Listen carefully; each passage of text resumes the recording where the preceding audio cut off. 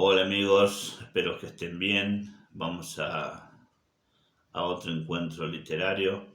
Hoy vamos a leer un cuento de Pedro Antonio de Alarcón que se llama El asistente.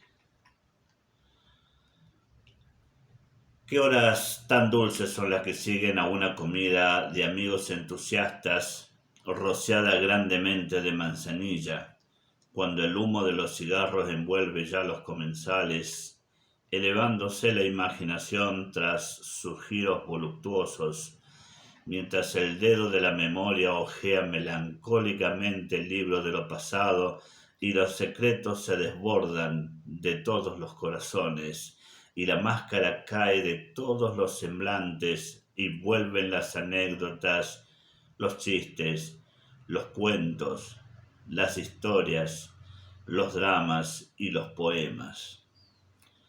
Todos cuentan algo. Hasta el más taciturno y desconfiado descubre el fondo de su alma. Los criados o mozos, según sea en casa o en fonda, han abandonado el comedor. Ya no se habla de música, de política, de literatura, de religiones. Se habla de la vida, del tiempo, de la esperanza, del mundo cual es en sí. Todos los espíritus se han alzado a igual altura y desde aquella cumbre filosófica echan miradas retrospectivas a las llanuras de la existencia y tranquilas ojeadas al descenso de los días. Dice Byron: yo gusto del fuego, de los crujidos de la leña, de una botella de champán y de una buena conversación. Nosotros lo teníamos todo, menos la leña, porque principiaba marzo y andábamos en Andalucía, en Granada, en la Alhambra, en la fonda de los 7 suelos.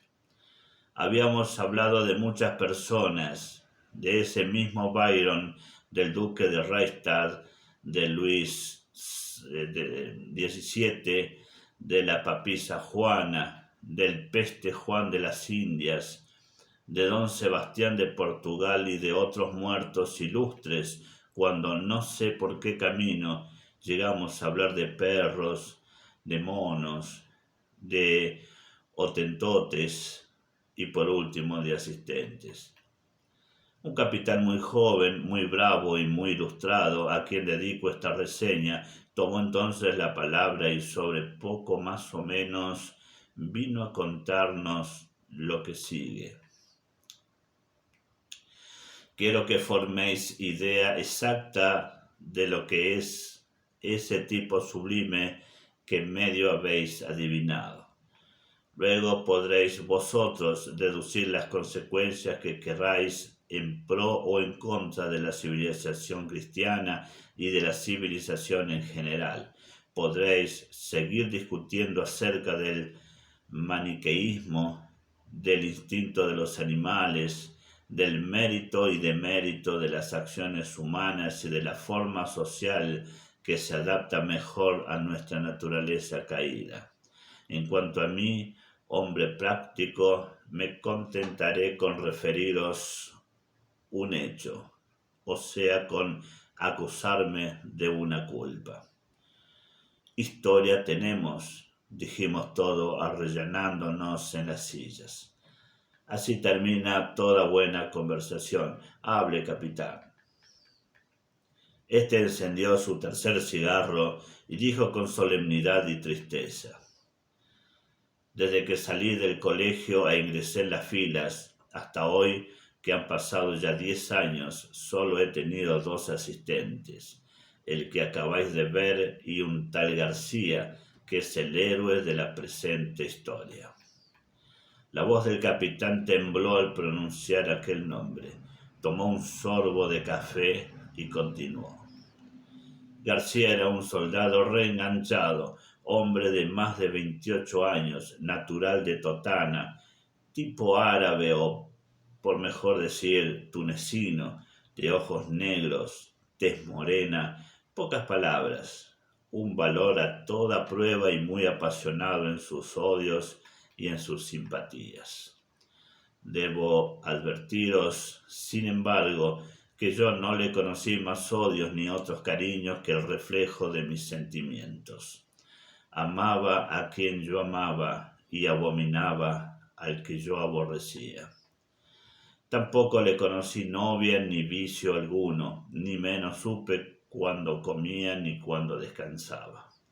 Solo puedo decir que a todas horas se hallaba al alcance de mi voz, dispuesto a servirme en mis mejores caprichos, tuviésemos o no dinero, fuésemos de día o de noche, ardiese la tierra bajo el sol de verano o estuviese cubierta de una vara de nieve.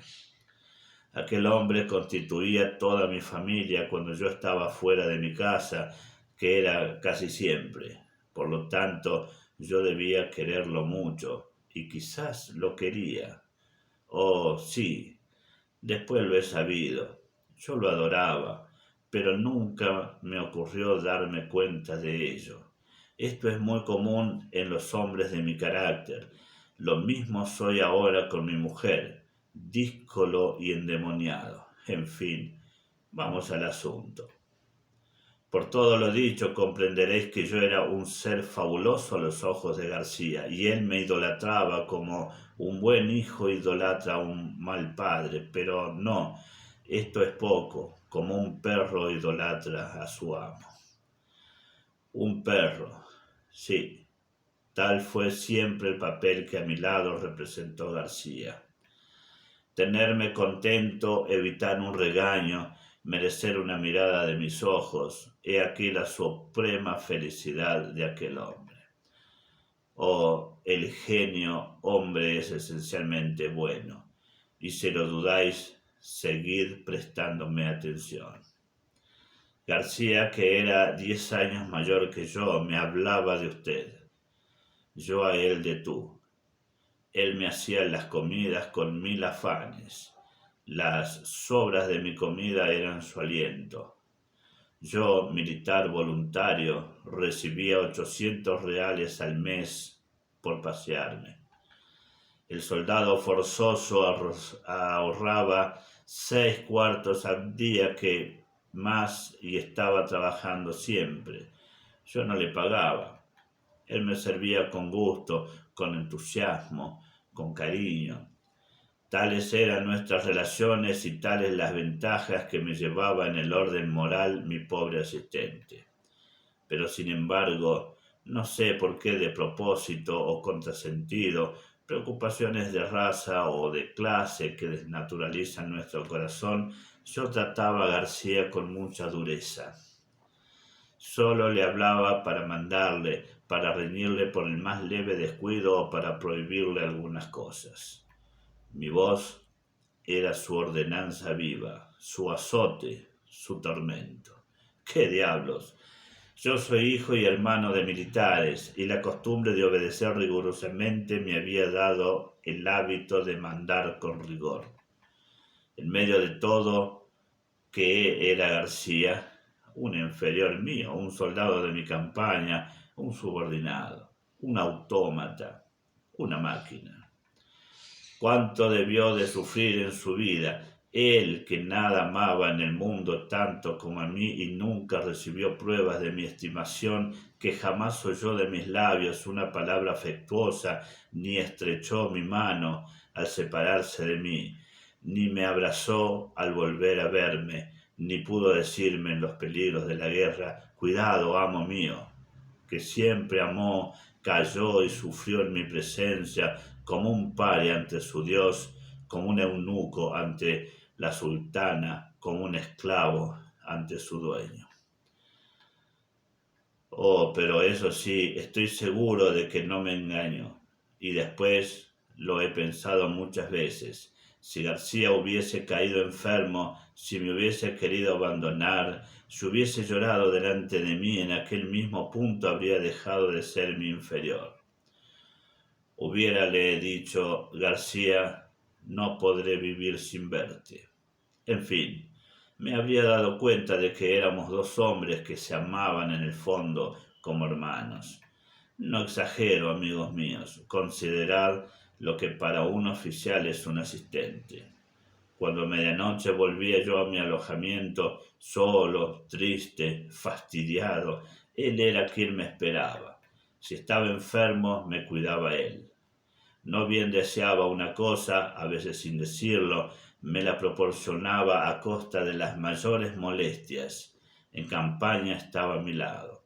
En los caminos me servían sus brazos de puente para pasar los ríos. En el invierno se tendía a mis pies para abrigarlos. En el verano me cobijaba bajo la sombra de su cuerpo. Él era el único que sabía el estado de mi bolsillo, solo él podía adivinar el estado de mi corazón. Me veía sufrir, me veía lloroso, me veía enamorado, débil, arrastrado por los vicios, poco respetable por cualquier circunstancia de la juventud, y me miraba, sentía, callaba y se quitaba la gorra con respeto. Él se peleaba con las patronas hasta ponerme en la mesa sin mis manjares favoritos, ahorraba de mi dinero, o sea, me robaba temporalmente para sacarme después de apuros. Me revisaba la ropa como una mujer, me peinaba, me cepillaba, me vestía. Era por último protector como un padre, previsor como una madre, dócil como un niño, cariñoso como un hermano, económico como una esposa, leal como un amigo. Una familia entera para mí, mi casa ambulante. Oh, aquel hombre no tenía existencia propia, vivía de mi vida y murió de mi muerte. Escuchad. Cuando la última intentona carlista acababa ya por consunción, hallábame yo en Cataluña a las órdenes del general B. García me acompañaba. Un día encontramos al enemigo cerca del pequeño pueblo de Gironella. Desde por la mañana nos estuvimos batiendo con el mayor orden, y a la caída de la tarde, cuando la victoria era casi nuestra, fuimos sorprendidos a retaguardia por otra considerable partida. Estábamos entre dos fuegos. Nuestro coronel mandó la retirada, viendo la cosa perdida, y en un momento casi todos los soldados huyeron en dispersión. Pero yo no oí aquel toque y permanecí batiéndome al frente de mi compañía, que ocupaba el extremo del ala derecha y cuyo capitán y tenientes habían muerto. Yo era subteniente en aquel entonces. Los carlistas avanzaron. Mis soldados empezaron a caer a mi alrededor como cegadas espigas, y yo no mandaba la retirada. Estaba loco, era presa de la epilepsia, de esa enfermedad que acompaña todos los accesos de mis pasiones. Pero tan estrechadas se vieron aquellas víctimas infelices de mi ciego furor, que huyeron al fin sin esperar mi orden, dejándose en el campo a la mayor parte de sus compañeros. García se figuró que yo había mandado aquella fuga y corrió más por todos, creyéndome acaso al frente de la compañía. Quedé pues solo, sable en mano. De este modo avancé hacia el enemigo, poseído de tan insensata furia que pronto caí en tierra presa de una terrible convulsión. Los facciosos me creyeron muerto y siguieron acosando a los fugitivos. Llegó la noche sin que yo me recobrase. Los restos de nuestras tropas estaban ya en Gironella, donde se fortificaban y rehacían para caer al día siguiente sobre los facciosos, que por su parte acamparon frente de una pequeña población. García, entre tanto, había notado mi falta y decidido volver al teatro de la lucha a fin de recoger mi cadáver si yo había muerto, o auxiliarme si me hallaba herido. Para lograrlo tenía que atravesar el campo carlista. Solo un loco o una madre hubieran concebido tan temeraria empresa. Salió del pueblo cautelosamente y dando un rodeo de 3 leguas consiguió atravesar la línea contraria. Yo seguía insultando, pero sumido en esa extraña somnolencia de los epilépticos que permite ver y oír, ya no hablar o moverse. García adivinó al momento lo que me sucedía, enjugó sus lágrimas, refrenó sus sollozos, tomándome a cuestas y echó a andar hacia el pueblecillo. Así se fue acercando a los facciosos, impasible, sereno, resignado con su suerte. Solo un prodigio podía salvarnos. Él lo sabía, sí, pero sabía también que si no se empleaban los medios acostumbrados para sacarme de aquel insulto, no me dejaba allí a la intemperie en tan terrible noche de ventisca. Yo quedaría muerto al cabo de algunas horas. Continuó, pues, su camino. Tenía que volver a forzar la línea de los carlistas. La oscuridad de la noche era la única probabilidad de salvación que nos quedaba. Pero la luna, que no suele saber lo que acontece en la tierra, rompió en esto su cárcel de nubes y apareció plena, hermosa, resplandeciente, esclareciendo por completo todo aquel país nevado. García suspiró, previendo una desgracia. Yo la prevía también. Yo, inerte, exámine, echado sobre la espalda de aquel mártir, qué horrenda pesadilla. Mas, oh portento, García atravesó con su carga 20 pasos de un centinela sin ser descubierto por él. Quizás nos habíamos salvado. Mas, ay, no, la fatalidad no tenía dispuesto de otro modo. Ya tocaba el resignado Cristo el término de su vía de dolor cuando los carlistas lo distinguieron a la luz de la luna. ¿Quién vive?, gritó una voz a lo lejos. A él, exclamó otra más cercana. María Santísima, murmuró García, y estrechando convulsivamente mis muñecas apretó el paso. En esto silbó una bala y sonó un tiro. Mi asistente se detuvo, bamboleóse, después con su carga, dio un sollozo y cayó de boca contra el suelo. Yo caí encima de él. El sacrificio estaba consumado. ¡Qué noche, Dios mío! Primero sentí que García temblaba y se retorcía bajo el peso de mi cuerpo y entre mis inertes brazos. Luego se quedó tranquilo. Después se fue enfriando poco a poco. Sus miembros adquirieron, en fin, una rigidez espantosa. Estaba muerto. Yo lo sabía y no podía moverme. Pasé pues la noche abrazando a un cadáver, al cadáver de mi inferior, de mi esclavo, del pobre García. Aquel era el primer abrazo que le daba. El fresco de la mañana me volvió el sentido. Me puse de pie y miré a mi alrededor.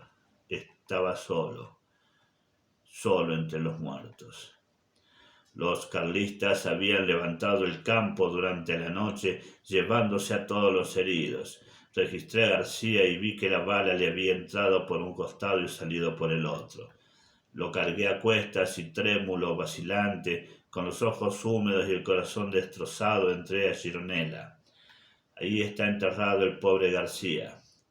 Hoy es para mí su nombre objeto de culto y veneración. Cuántas he pedido locamente a Dios que le permitiera resucitar para consolarle de sus actitudes y violencias y pagarle con amor su sacrificio. Cuántas le he pedido perdón con el pensamiento y cómo me ha mejorado su muerte. Desde entonces soy dulce, afable, cariñoso con aquellos de mis superiores que se portan bien y en vez de aspirar y que tiemblen ante mí y me crean un ser de especie superior a la humana, solo deseo ser como un padre de todos aquellos, porque he comprendido demasiado tarde que bajo el burdo capote del soldado laten a veces corazones más hermosos que bajo el uniforme dorado del general. Oh, cuando los asistentes que he tenido después han celebrado mi trato paternal, cuando he oído las bendiciones de mi compañía, cuando he derramado algún consuelo sobre esos pobres hijos de la patria arrancados del seno de sus familias para servir a la ambición y a la cólera ajenas. El joven militar quedó con los ojos clavados en el cielo. Nosotros nos asimos de sus manos y el mozo de la fonda entró con la cuenta. El asistente de Pedro Antonio de Alarcón. Un hermoso cuento. Que sigan bien. Nos vemos en el próximo encuentro literario. Que tengan ustedes un hermoso día. Un abrazo.